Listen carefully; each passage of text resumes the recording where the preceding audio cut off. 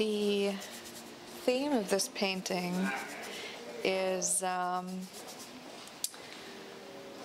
Lady Macbeth, and I was approached a couple of months ago to do a show, a themed show called You Never Dine Alone, and the challenge of the show is to create a painting, a portrait of somebody recognizable, like a character recognizable, but using, like, for me, I decided to use myself because that's just often what I do, is paint myself. And turn it into like a synthesis of myself and this character.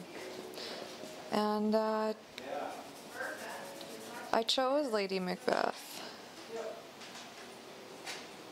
because she's quite a complicated character. I mean, she's the villain, but at the same time she does, at some point in the play, express remorse, even though it's just through sleeping.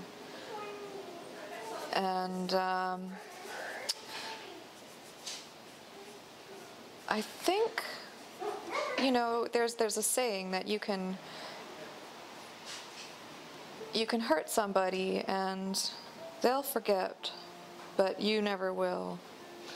And I thought of that saying when I chose Lady Macbeth as my theme.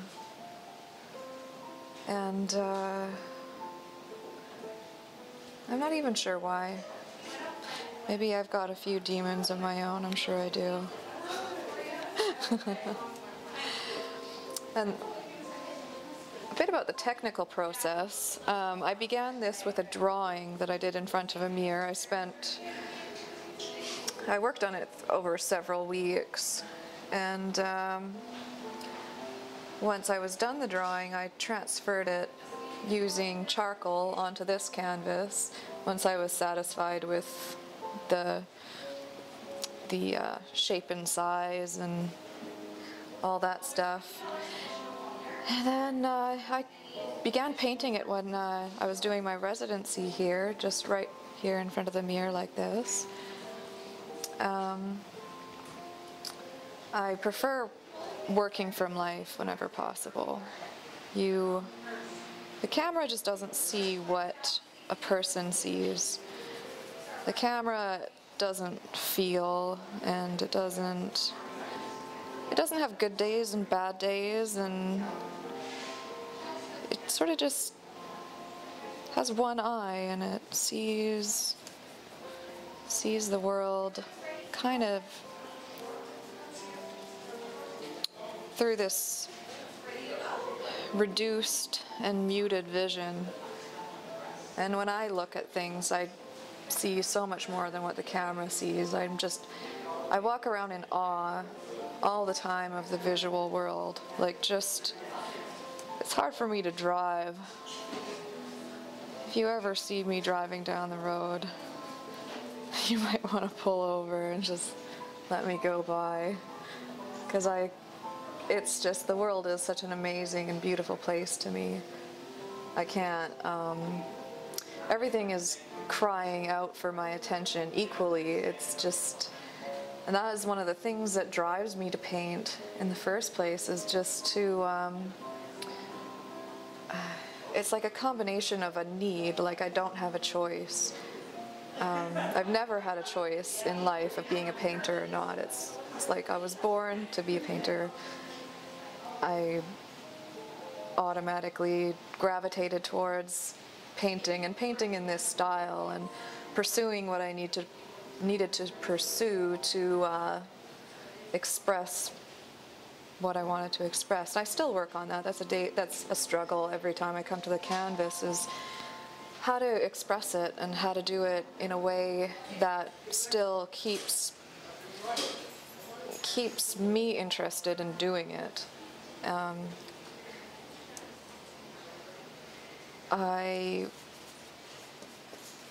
Yeah, I don't really have a formal education.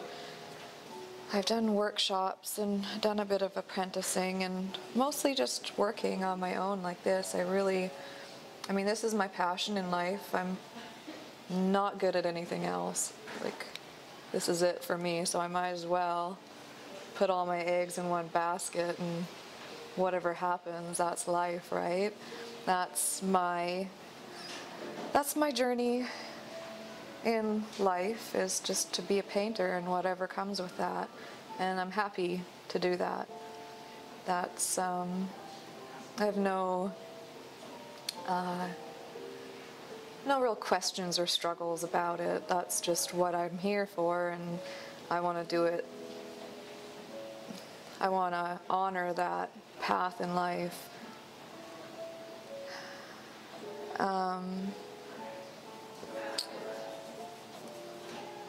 Yeah. So, yeah, more about what I guess drives me to paint is just that I just have always had this urge to like immortalize moments and how things make me feel.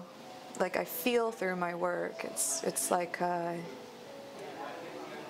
almost like colors and feelings to me are one and the same, and I can't really process my feelings without art. That's just like a big wall of emotion and color, and how I process it is I paint, and I pretty much need to paint every day. One thing that I say to people when I'm describing that is, it's like taking a crap. You have to do it.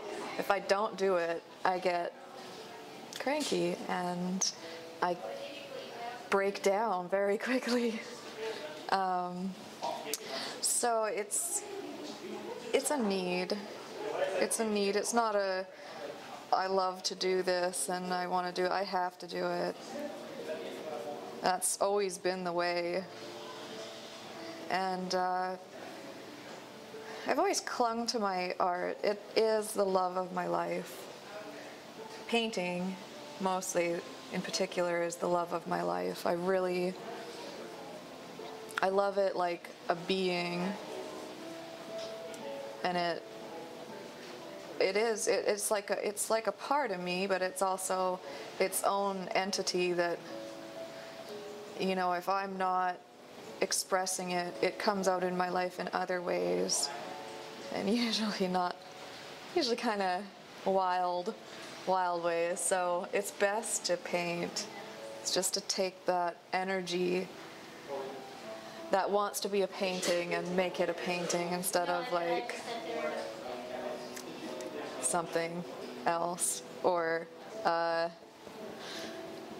you know, too much drinking or general bad behavior.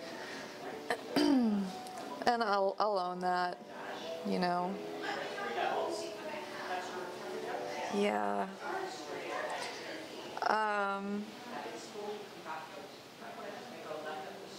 When I'm working, I don't really, well, most of the time I don't really look at things as what they are to me. You know, their shapes and their tones, their colors and complementary colors, and to me all that adds up as like a feeling or a significance. It's a combination of like holding back feeling, but at the same time, like it can be a very cold sort of view of the world, but at the same time it's very Zen-like. You really dissolve your sense of self when you're painting, especially outdoor painting. And I've been talking recently to people who meditate, and I think it's very much the same process. It's just a different way of doing it, which is good, because I could never just sit there and do nothing but think. It doesn't work for me.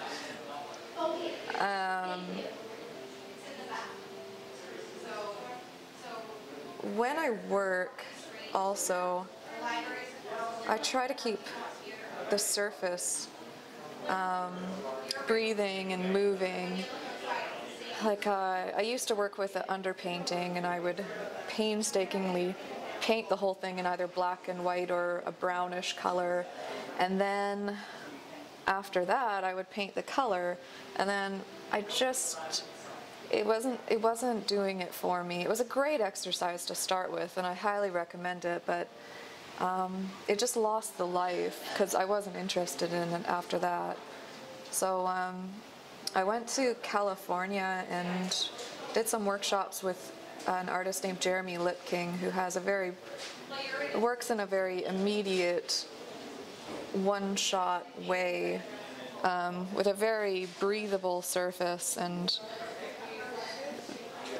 that sort of catapulted me into my current style of, for the most part I paint on just white canvas or tone down. Like I'll give it a wash, which is basically like a neutral color with a lot of solvent just washed over and wiped away, and then I start on it, and yeah, I just take it from there. I sort of go into the zone, and